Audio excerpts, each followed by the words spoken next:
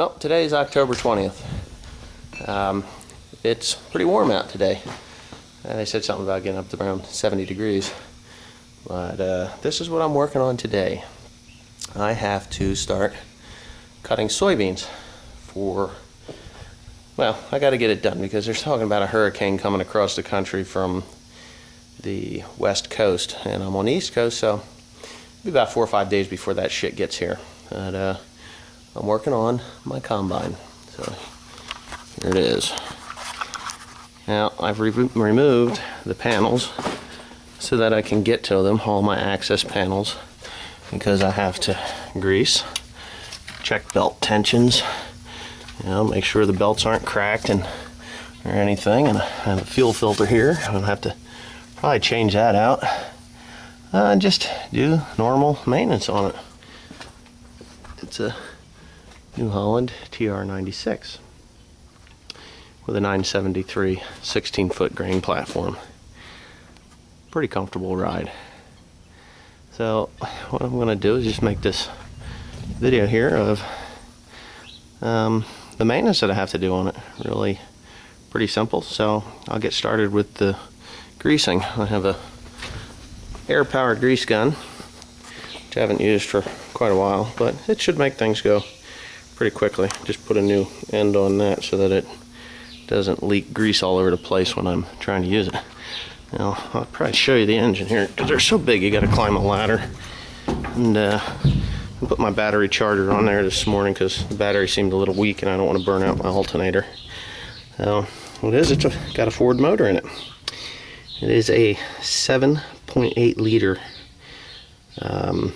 engine. Excellent motor. God, if they could just put this in the pickup trucks, they'd have something really good. It's turbocharged, 240 horsepower. Runs really good. Air conditioning pump. One of the hydraulic pumps on the other side there. In the back there, you can see that kind of shiny looking thing. It's a hydrostatic drive pump. That's what makes it go.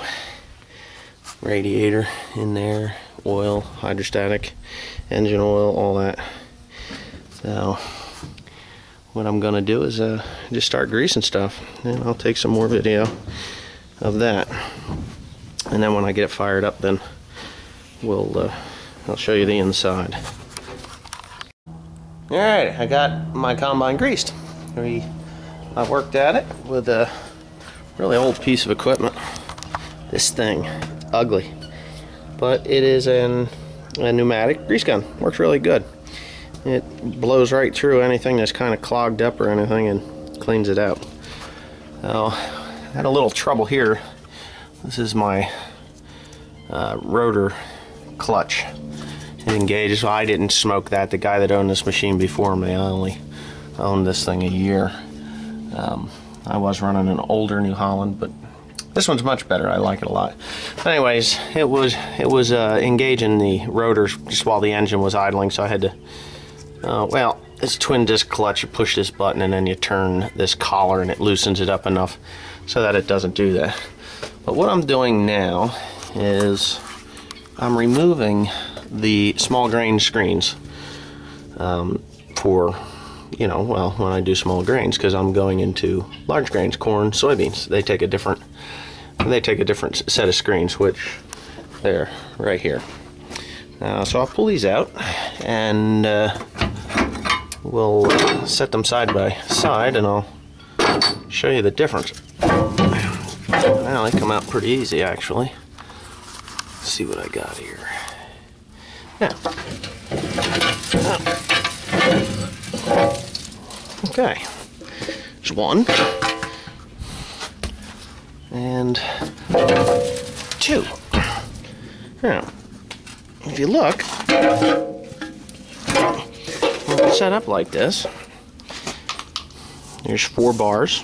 1, 2, 3, 4, 5 bars, and then all the little screens where the wires that are in there, they're quite small, so that really thrashes it out so you don't get any heads or pieces of straw in there. All the grain goes through there instead of large pieces of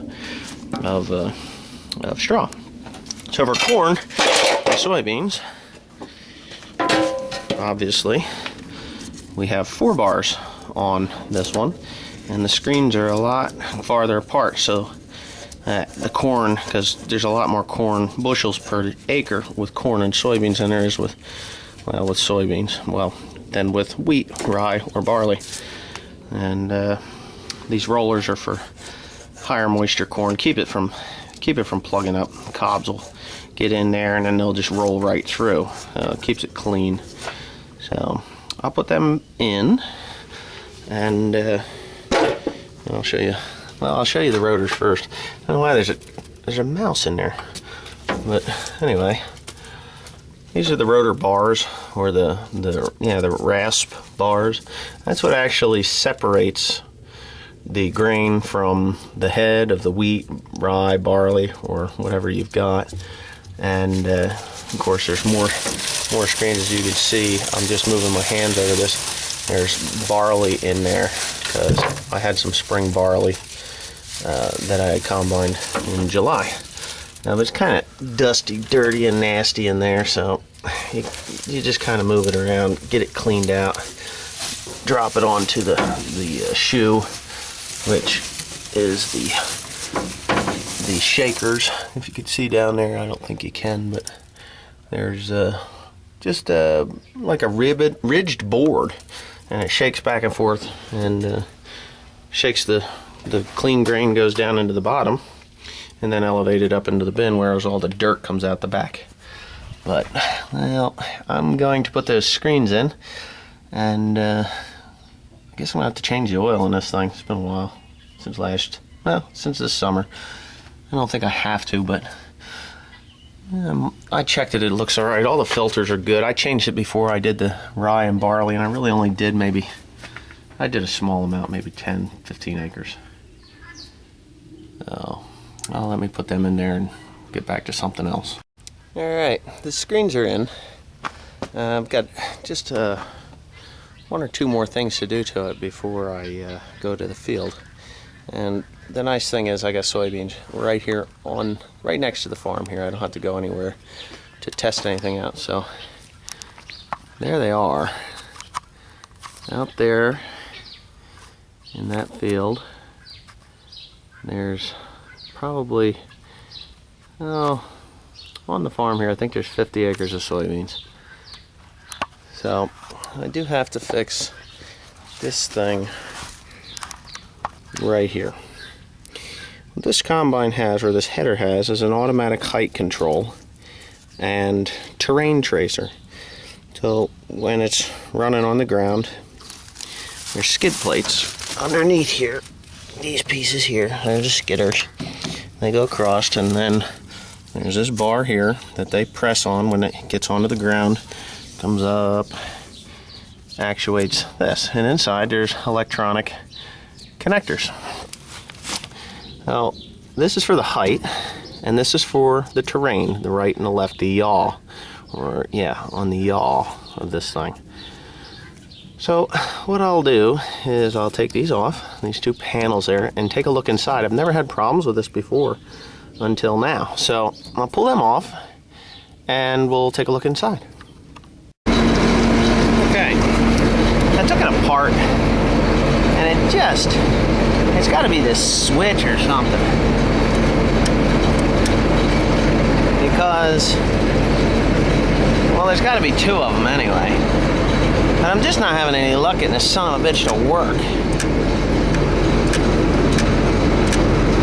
And it is electronic and all.